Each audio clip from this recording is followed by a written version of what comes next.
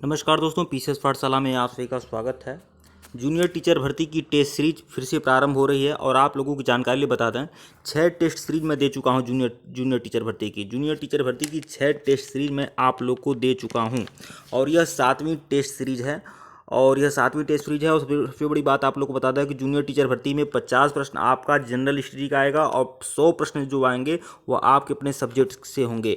तो यह junior teacher भर्ती जनरल स्टडी की सीरीज चल रही है। जो 50 प्रश्न आने वाले हैं उसकी सीरीज चल रही है। जूनियर टीचर भर्ती जनरल स्टडी की सीरीज चल रही है और 6 टेस्ट सीरीज आप लोग को मिल चुका है। यह 7वीं टेस्ट सीरीज है और इसके पहले का वीडियो अगर आप लोगों ने नहीं देखा है तो प्लेलिस्ट में जाइएगा, वहाँ जूनियर टीचर भर्ती जनरल स्टडी के नाम से प्लेलिस्ट बनी हुई है, आप जाइए और बाकी की वीडियो को देखिए। और एक बात और बता दूं, पूरी तरह से आयोग की तर्ज पे सारी टेस्ट सीरीज दी जा रही है और इस बार की जो टेस्ट सीरीज है वह टारगेट की टेस्ट सीरीज है और यह पूरा का पूरा टारगेट की टेस्ट सीरीज मैं दे दूंगा आप लोगों को।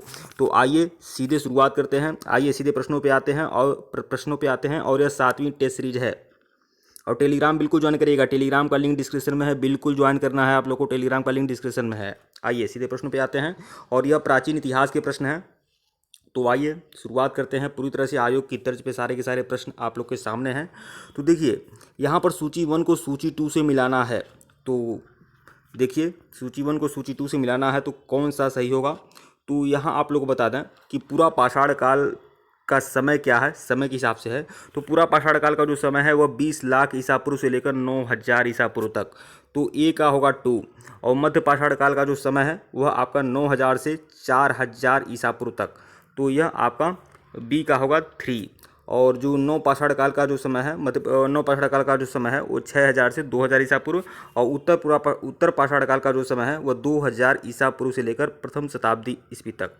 तो इस तरह से आप लोग सम्मिलित कर सकते हैं। अगले प्रश्न पे आइए। मानव सभ्यता के आरंभिक काल मतलब प्रागैतिहासिक काल को 3 भागों में बांटा गया है। निम्नलिखित में से कौन सा काल उन तीनों में नहीं आता है। तो मानव सभ्यता का जो प्रागैतिहासिक काल है, प्रागैतिहासिक काल का मतलब आप लोगों को यह जानकारी बता दें, प्रागैतिहासिक काल का मतलब कि साक्ष्य है, उपलब्ध साक्ष्य तो ये नहीं। देखिए, प्रागैतिहासिक काल का मतलब ये है कि वहाँ पर कोई साक्ष्य नहीं मिलता है।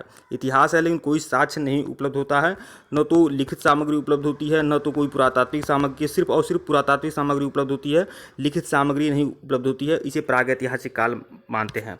और एक ऐसा काल जहाँ पर लिखित सामग्री तो उपलब्ध है, लेख भी हैं, लिपि भी है, लेकिन उस लेख को पढ़ा नहीं जा सकता है, उसे आद्य ऐतिहासिक काल बोलते हैं, जिसे सिंधु घाटी सभ्यता जो है आद्य ऐतिहासिक काल में आता है।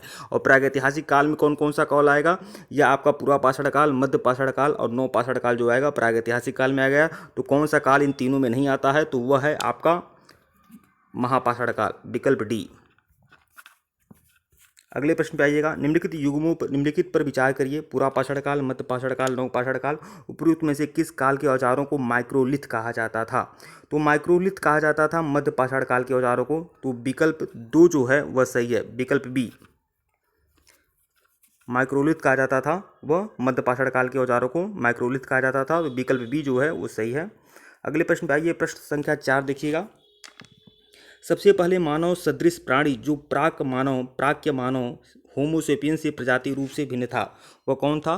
तो सबसे पहले मानव सदृश प्राणी जो प्राग्य मानव मतलब होमोसेपियन से प्रजाति रूप से भिन्न था, वह सामान्यतः था, तो वह था पीथेकैंथ्रोपस, मतलब विकल्प बी जो है वह आपका सही है। अगले प्रश्न पे आइए। प्रश्न संख्या 5 देखिएगा। भीमबेटका किसके लिए प्रसिद्ध है। भीमबेटका जो है मध्य प्रदेश के रायसेन जिला में है और ये किसके लिए प्रसिद्ध है, तो गुफाओं के शैल चित्र के लिए प्रसिद्ध है। गुफाओं के शैल चित्र मतलब शैल चित्रकारी के लिए प्रसिद्ध है भीमबेटका। तो विकल्प ए जो है वो सही है। भीमबेटका की खोज 1958 में वीएस वाकड़कर ने की थी। तो यह चीज़ ध्यान में रखिएगा आप लोग।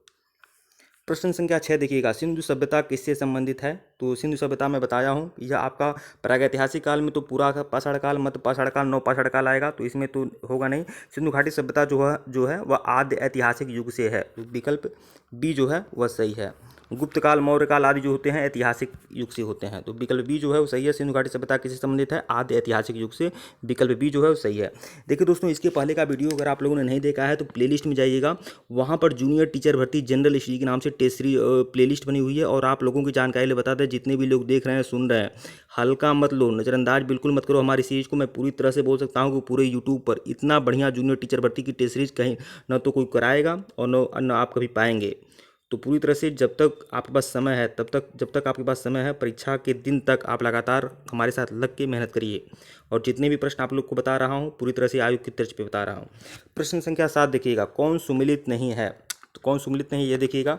हड़प्पा जो है दयाराम साहनी ने खोज की थी, हड़प्पा की, सुमिलित है। लोथल की खोज रंगनाथ राव ने की थी, ये भी सुरकोटता की खोज किसने की थी? जगपत जोशी ने, ये भी सही है। धौलावीरा की खोज बी के थापन ने नहीं की थी, यह आपका सही नहीं है। तो कौन सुमिलित नहीं है? तो विकल्प डी। धौलावीरा की खोज किया था जगपति जोशी ने, तो यह चीज़ ध्यान रखिएगा। तो विकल्प डी जो है सुमिलित नहीं है, बाकी सब सुमिलित है। प्रश्न संख्या 8 देखिएगा। प्रश्न संख्या 8, सिंधु घाटी सभ्यता का कौन सा स्थल वर्तमान में पाकिस्तान में स्थित है? तो कौन सा स्थल सिंधु घाटी सभ्यता का वर्तमान में पाकिस्तान में स्थित है? तो आपका कालीबंगा जो राजस्थान में है, हड़प्पा जो है आपका पाकिस्तान में, हड़प्पा जो है पाकिस्तान के पंजाब प्रांत के मांडगोमरी जिले में है, तो यही जो है पाकिस्तान में है, विकल्प बी। बाकी कालीबंगा राजस्थान में है, घग्गर नदी किनारे, लोथल जो है गुजरात में है, आलमगीरपुर जो है हिंडन में है, हिंडन नदी के किनारे है उत्तर प्रदेश में। तो कौन सा पाकिस्तान में है? तो विकल्प बी, हड़प्पा।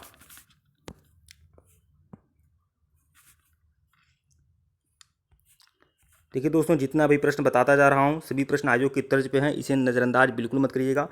प्रश्न संख्या 9 देखिएगा, मोहनजोदड़ो में सबसे बड़ी इमारत कौन सी है? तो विशाल स्नानागार, अन्नागार, बड़ा भवन या 2 मंजिला इमारत? तो मोहनजोदड़ो में सबसे बड़ी इमारत कौन सी है? तो वह है अन्नागार, अन्नागार। विशाल स्नानागार मत करिएगा, विशाल स्नानागार मत करिएगा। सबसे बड़ी इमारत कौन सी है मोहनजोदड़ो की? तो वह है अन्नागार यानी अन्न कोठार, विकल्प बी जो है वो सही है। क्योंकि यहाँ इमारत पूछ रहा है तो स्नानागार कोई इमारत नहीं है, सबसे बड़ी इमारत जो है वह अन्नागार है, विकल्प बी, ध्यान रखिएगा। प्रश्न संख्या 10, सिंधु घाटी सभ्यता का कौन सा स्थान भारत में स्थित है? तो कौन सा स्थान भारत में स्थित है? हड़प्पा, मोहनजोदड़ो, लोथल या इनमें से कोई नहीं? तो कौन सा स्थान भारत में स्थित है? तो वह है आपका लोथल। लोथल जो है गुजरात में है, भोगवा नदी किनारे। भोगवा जो है साबरमती नदी की सहायक नदी है। तो कौन सा स्थल भारत में स्थित है? तो वह है लोथल, विकल्प सी। लोथल वही है जहाँ से गोदीवाड़ा के साक्ष्य मिले हैं, मतलब बंदरगाह का साक्ष्य मिला है, जहाँ युग में सौधान मिले हैं, जहाँ से क्या बोलते हैं यज्ञकुंड मिला है, तो बहुत कुछ मिला हुआ लोथल से। तो विकल्प सी जो है वो सही है। प्रश्न संख्या 11 देखिएगा, वेद शब्द का अर्थ क्या है? वेद शब्द का अर्थ क्या है? 4 विकल्प हैं आप लोग के सामने। देखिए, वेद शब्द का अर्थ जो होता है वह है ज्ञान। वेद शब्द का अर्थ क्या है? ज्ञान।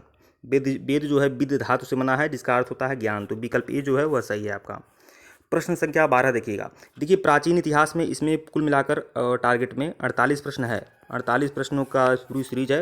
तो मैं 12 प्रश्नों की सीरीज करके मैं पूरी सीरीज दे रहा हूँ। और यह आपका इस सीरीज का मतलब यह 7वीं टेस्ट सीरीज का सबसे आखिरी प्रश्न है। प्रश्न संख्या 12, सबसे प्राचीन वेद कौन सा है? तो सबसे प्राचीन वेद जो है यह आपका ऋग्वेद है। प्रश्न विकल्प बी जो है सही है। ऋग्वेद की जो रचना हुई थी 1500 ईसा पूर्व में हुई थी, 1500 ईसा पूर्व में हुई थी ऋग्वेद की रचना। विकल्प बी जो है वो सही है, ऋग्वेद। ठीक है दोस्तों, वीडियो को लाइक और चैनल को सब्सक्राइब करिएगा। डिस्क्रिप्शन में लिंक टेलीग्राम को बिल्कुल ज्वाइन कर लीजिएगा।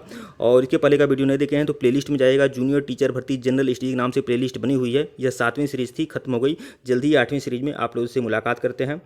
ठीक है दोस्तों, वीडियो को लाइक और चैनल को सब्सक्राइब करिएगा। धन्यवाद आप लोग को। और इसके पहले का वीडियो नहीं देखें तो प्लेलिस्ट में जाइएगा, वहाँ पर जूनियर टीचर भर्ती जनरल स्टडी के नाम से प्लेलिस्ट बनी हुई है। और अब अगले अध्याय में आप लोग को उससे मुलाकात करेंगे। धन्यवाद आप लोग को।